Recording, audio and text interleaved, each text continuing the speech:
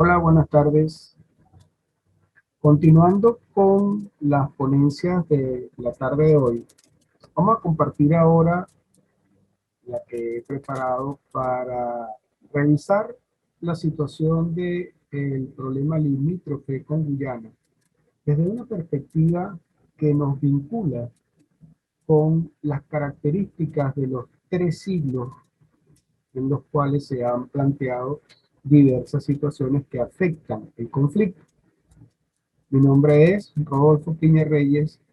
y vamos a compartir la cosmovisión prospectiva del Esequibo en Latinoamérica. Importante entender que nuestro problema se ubica en el contexto del siglo XVI, cuando desde el continente europeo, los países que en ese momento lideraban el comercio marítimo, es decir, España, Portugal y Gran Bretaña, descubren el nuevo continente. El descubrimiento del nuevo continente plantea una realidad realmente distinta que afecta las situaciones que se desarrollan en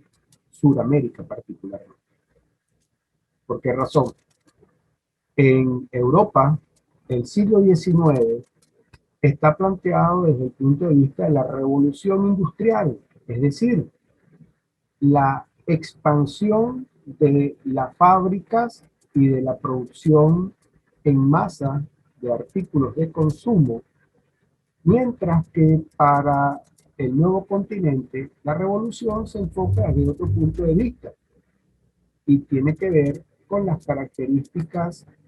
políticas y geográficas de los países que conforman este nuevo territorio. En este sentido, es importante entender que ese contexto de dos revoluciones distintas marca esa primera cosmovisión del siglo XIX, en razón de entender que para el funcionamiento de la revolución industrial europea era necesario aportar materias primas, y esa materia prima que se convertiría en producto manufacturado en el viejo continente ya estaba agotada. Por eso América se convierte en el primer proveedor de materias primas para que la industria europea funcione a finales del siglo XIX, teniendo en conocimiento que empleaban una gran cantidad de mano de obra que migró del campo a la ciudad, y en la cual no distinguían entre adultos, jóvenes, niños, hombres o mujeres. Simplemente era necesario tener mano de obra que hiciera funcionar las fábricas y, por supuesto, la materia prima necesaria para la manufactura, como ya lo mencioné. Mientras tanto, en América ocurría el periodo de sueños y esperanza, las guerras de independencia, dentro de las cuales el Reino de España, particularmente en el caso de Venezuela, en el año de 1777 fija los linderos territoriales de la Capitanía General de Venezuela, que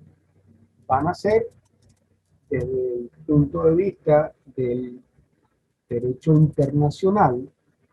lo que fundamenta el principio de litis possidetis iure, es decir, seguirás poseyendo lo que ya poseía desde el punto de vista de las tierras que conforman el territorio original de cada país. En este sentido, ocurre que cuando Gran Bretaña negocia con los Países Bajos, específicamente con Holanda, los territorios que tienen en el oriente de la Capitanía General de Venezuela, en la conocida Puerta del Atlántico, ocurre allí una situación con la cual se ven alteradas los linderos originales de dicha capitanía. un enviado desde Gran Bretaña, hace una demarcación que cambia lo que originalmente fue el lindero, afectando territorialmente un espacio aproximado a los 160.000 kilómetros cuadrados, que por supuesto modifica lo que se ha conocido en el derecho como el territorio que compra o que negocia Gran Bretaña con Holanda, que apenas correspondía a 20.000 kilómetros cuadrados. Eso ocurre entre el año de 1835 y 1840. Enterado Venezuela de esa situación, ya en el año de 1841 ocurre el primer reclamo en función de lograr restituir ese espacio de terreno que le ha sido despojado, y no es sino hasta finales de ese siglo XIX, específicamente en el año 1899, cuando ocurre un encuentro entre delegados de Norteamérica,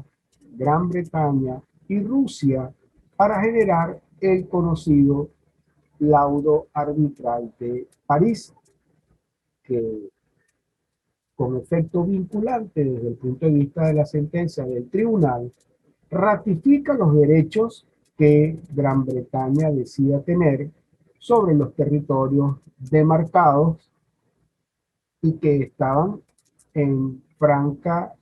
oposición con el territorio original de la Capitanía General de Venezuela del año 1777. Ese conflicto está impregnado en el marco de ese siglo XIX con lo más valioso que existía en ese momento, los territorios, entendiendo que los territorios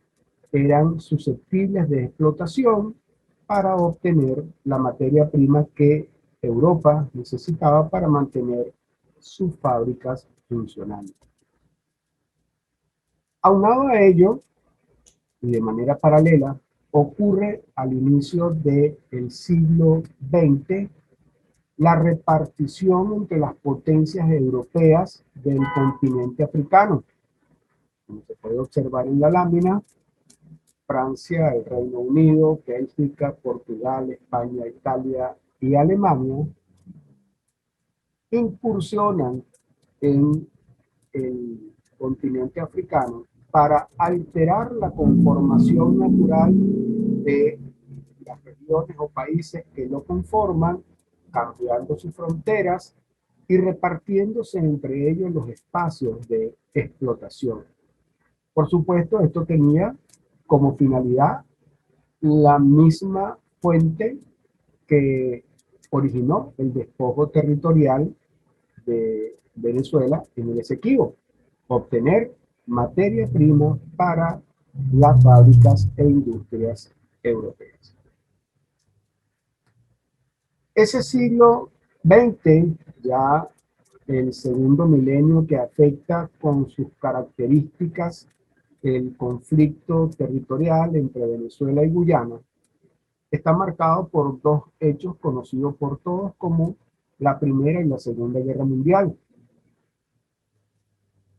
Conflictos de orden armado que realmente dejaron una secuela de terror y de pérdidas, que en la imagen podemos observar la característica de la Primera Guerra Mundial, cuando la llamaban también la guerra de trincheras, en función de no tener el desarrollo tecnológico y bélico que sí caracterizó a la Segunda Guerra Mundial, y cuyas consecuencias desde el punto de vista territorial para Europa tienen el hecho de desarmar los cuatro grandes imperios que en ese momento tenían el liderazgo mundial: el imperio alemán, el imperio austrohúngaro, el imperio otomano y el imperio de Bulgaria. El mapa de Europa, una vez terminada la guerra, se ve diferente porque esos imperios han sido afectados por el resultado de la Primera Guerra Mundial y ahora podemos observar que se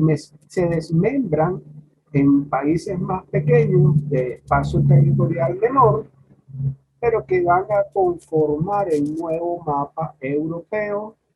con algunos pocos cambios hasta la actualidad, pero sí echando por tierra el concepto de los cuatro imperios que ya hemos mencionado anteriormente. Sin terminar de recuperarse del conflicto de la Primera Guerra Mundial, viene en el año de 1939 la Segunda Guerra Mundial, marcado por el armamentismo de Alemania y que se inicia con la invasión de Polonia. Nuevamente está marcado entonces el siglo XX por una confrontación bélica de orden mundial, donde bloques de aliados se enfrentan hasta noviembre de 1945, cuando termina la Segunda Guerra Mundial. Los cambios y las consecuencias de la Segunda Guerra Mundial están vinculadas a el surgimiento de Norteamérica como potencia, al haber influido de la manera que ya conocemos en el final de la guerra, y a una buena intención de que no se vuelva a repetir un conflicto armado de esas características. En el caso del conflicto limítrofe con Guyana, 1949 es un año interesante en el desarrollo de ese segundo milenio, puesto que el abogado que representó a Norteamérica en el Tribunal Arbitral de París para hacer la defensa de la posición venezolana, de nombre Semero Malet Prevost, ha fallecido, y dentro de las disposiciones post-mortem que deja un documento que debe salir a la luz pública, en donde hace una declaración que cambia el curso de ese laudo arbitral. Y dice el abogado que el laudo estaba viciado desde el inicio, puesto que de alguna manera quienes debían fungir como jueces imparciales, más bien se presentaron con el concepto de ser abogados de los países que representaban Norteamérica, Gran Bretaña y Rusia, para confabularse y despojar a Venezuela del territorio que le pertenece, como hemos indicado, por su frontera original desde el año 1777. Entonces, el segundo milenio del conflicto marca una ruta diferente a partir de ese momento, cuando los países que han estado involucrados en las grandes guerras optan por resolver los problemas mediante el diálogo y los medios alternos de solución del conflicto, y la declaración de este abogado ensombrece la legalidad de ese laudo arbitral, generando que en el año 1966 se firme un nuevo documento llamado el Acuerdo de Ginebra, que sin derogar la sentencia del tribunal arbitral, le da un giro interesante a la forma de resolver el conflicto, porque plantea entonces la obligación de las partes litigantes hasta ese momento, Venezuela, Gran Bretaña, en el sentido de la Guyana británica, la forma de resolver el problema limítrofe. Es decir, lo que nos deja el abogado y que tiene un impacto sobre la decisión anterior del tribunal, se teje en una sola visión pacifista para que la comunidad internacional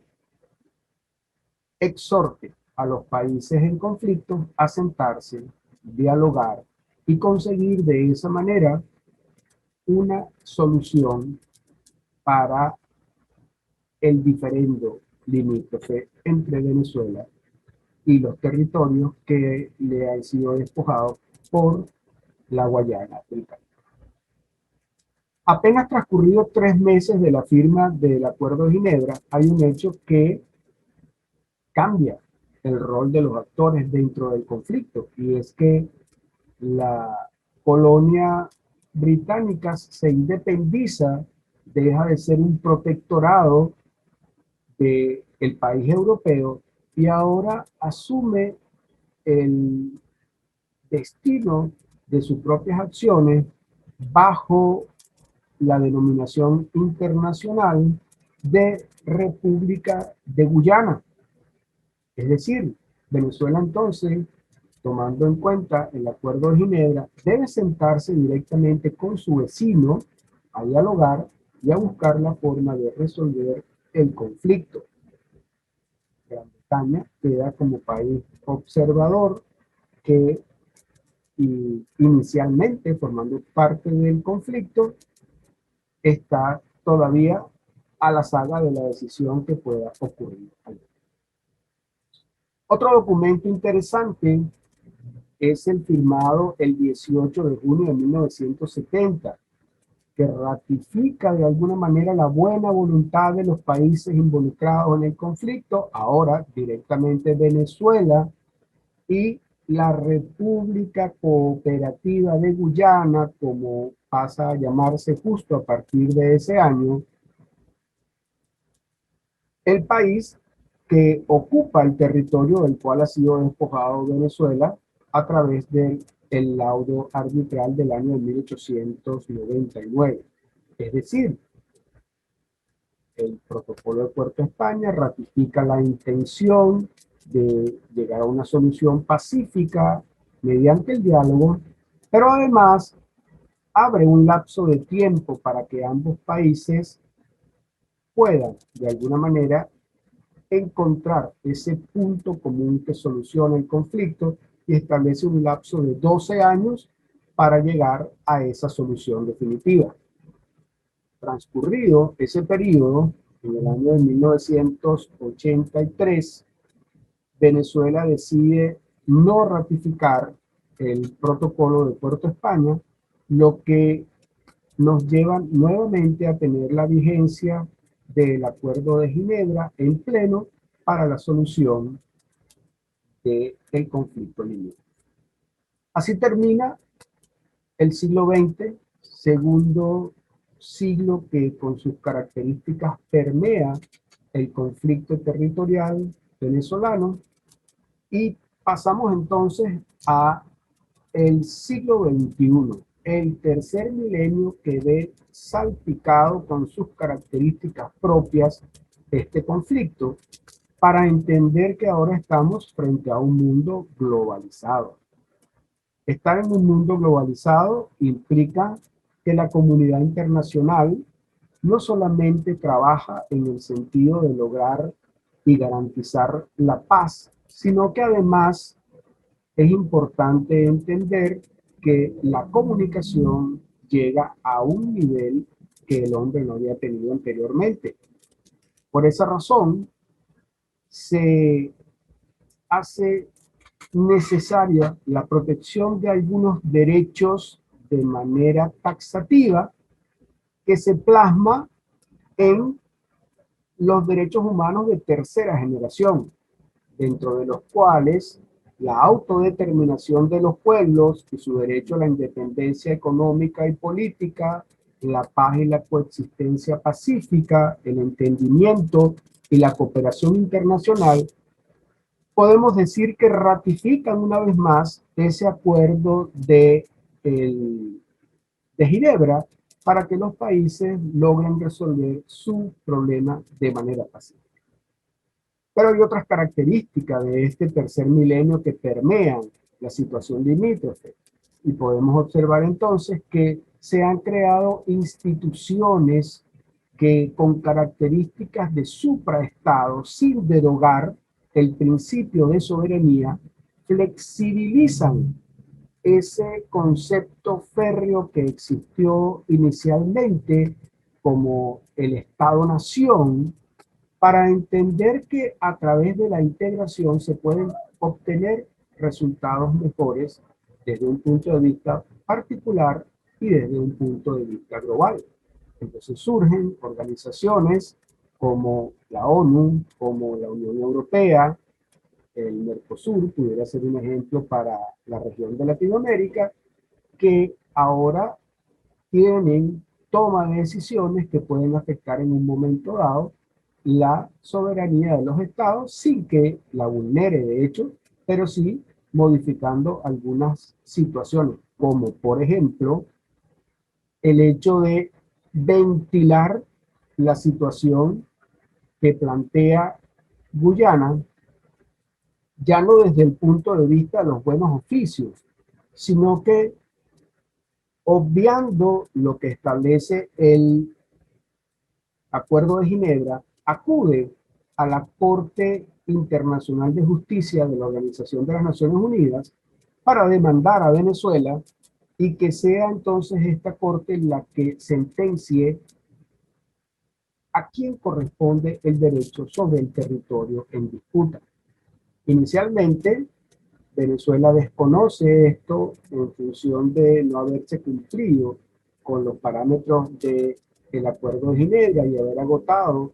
todos los elementos pacíficos de los medios alternos de solución de conflictos, pero una vez que la Corte se pronuncia como el órgano que tiene competencia para resolver el problema limítrofe, entonces se plantea la necesidad de responder desde el punto de vista legal la demanda. Ahora bien, ¿qué escenarios pueden surgir dentro de las situaciones que la sentencia tenga al final? Pues hay cosas que han estado cambiando a través del tiempo de una manera impensable a la luz de esos derechos humanos de tercera generación, como por ejemplo lo que muestra la lámina que hace referencia al llamado genocidio alemán en las colonias que tenía en el continente africano. Namibia tiene hoy en día una mesa de diálogo instalada con la importante evolución de que